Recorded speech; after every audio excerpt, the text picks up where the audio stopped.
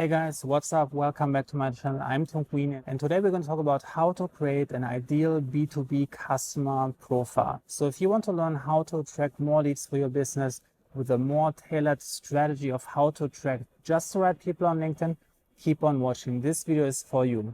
Now, this process will help you to get more clarity and a clear direction on how to find more of your ideal customer base. Will this work every time? No. But it makes it much more probable, and if you continue to keep up this strategy, that you are finding many more of your ideal prospects, and overall your company will make more money. You will have happier employees in your business. So let's get straight into tip number 1. Now, the first thing that you should do is you should be very clear about what is an ideal customer to you. This will be different for everyone and every business. So for example, you might want to have someone who is always willing to pay on time. You might want to have someone who is fun to work with. You might want to have someone who is consistently serving as a source of inspiration for you and your team, who is encouraging you. Other people might want to have someone who is helping them promote their business to other customers, making referrals. For you, an ideal customer might be someone who is willing to give you a testimonial, who is willing to allow you to use their logo on your marketing materials, who might even be willing to participate in a case study that you can use for future customers. So what you want to do is you want to write down what is it for you that makes an ideal customer for your business. Write down all the different characteristics so you are really clear what you want. Put it on a piece of paper. Having it in your head is great, but putting it on paper makes it more tangible, and then everyone is on the same page about what you're looking for, who you're trying to attract, and it's much easier to train all of your different salespeople to look out for those characteristics when it comes to generating more leads for your business. Now, tip number 2 is you want to think about how you can provide value to your best customers. This is really important because we're going to find people who really appreciate the way you are able to provide value to them. So make a list of all the different ways how you are able to provide value to your customers, both to their business, both to the employees. Can you help them achieve a specific goal? Are you able to take away a certain pain? Can you help them to overcome challenges? Are you able to bring them closer to specific goals? Are you able to overcome certain hurdles? Are you able to make them more money? Are you able to solve a specific business challenge for them? Write down all the different ways how you and your company and your products and your services are able to provide value to your customers. Then attach a value to each of those items. Think about like, how valuable is this for a specific customer or for your ideal customer? Find out the items that are able to provide the most amount of value. Order this list. I'm going to use that information in combination with your ideal customer attributes to attract just the right people for your business. Now, tip number 3, we want to identify specific customer groups that would benefit from your highest value items the most. Now, this can be specific industries, this might be a specific company size, this might require a certain company culture. You have to identify what are the specific attributes of a specific company that makes them benefit the most from your highest value items. Now, this combination allows you to attract people who are most appreciative of your highest value items. So in combination with knowing all the good qualities, it makes it much more likely that those will turn out to be a part of your ideal customer audience profile.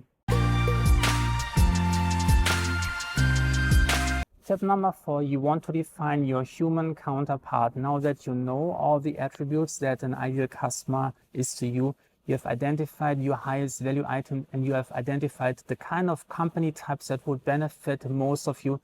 You want to identify the people who are actually there working in the company, making the decisions. You have to identify them and think about it in first way of searchable attributes. Think about like, what are the job titles and role titles, how you could find them on LinkedIn. What is going on in their business? What do they actually do? What are the actual tasks and objectives and KPIs that have been placed on them? How is their work measured? How will their boss judge their performance? You have to identify what's going on. Then you have to identify 3 different ways how you can help them. What are specific business challenges that they have to solve for their business? What are some of their career goals they want to achieve personally? And what are some of their personal life challenges that are most likely to happen in this specific group of people? Once you have this understanding, it becomes much easier to create a very tailored outreach and content strategy to target just those people.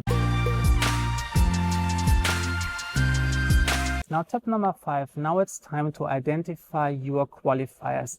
Now that you know exactly what you want and what you don't want, you have to make sure that you have a way and a system and a process in place to make sure that nobody is falling through the cracks. You have to go back to your characteristics of your ideal clients and find the 5 most important to you. You also want to think about disqualifiers. Identify the top 5 traits that you don't want to see in a client that would immediately disqualify them from being part of your ideal audience. And then you have to make sure that this becomes part of your sales and discovery process.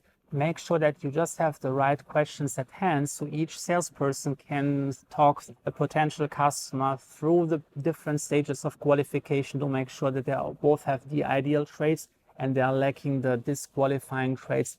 And this way, it makes it much more likely that you get just the right people who would be ideal customers. You are able to provide the most amount of value among any other customer type, and they would be highly appreciative. And you have identified them, you have qualified them, you sent them through a series of trials, and then it's time to close the deal. And you will see when you follow this process, you makes it much more likely that you get just the right people that you want to have in your business, that make more money for your business, that appreciate you more, that are willing to pay more, and you get much more happy employees. Your bottom line is raising.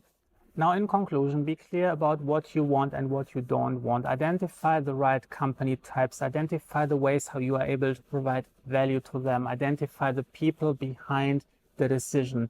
Identify key questions that you can use in your sales process to identify ideal clients and to disqualify bad clients, and you are on the right track. Now, if you want to learn more about how to apply your newly created B2B ideal customer avatar in real life, you will love my next video where I talk exactly how you can dominate LinkedIn in 2020.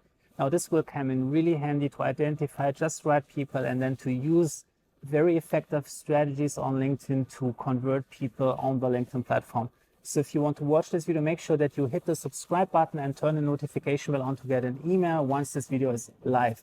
If you have any questions about your B2B customer avatar, ask me your questions down in the comments. Also, if you want to work one-to-one with me on your LinkedIn strategy or on your customer acquisition strategy, make sure that you check out the link in the description for my VIP one-to-one coaching packages.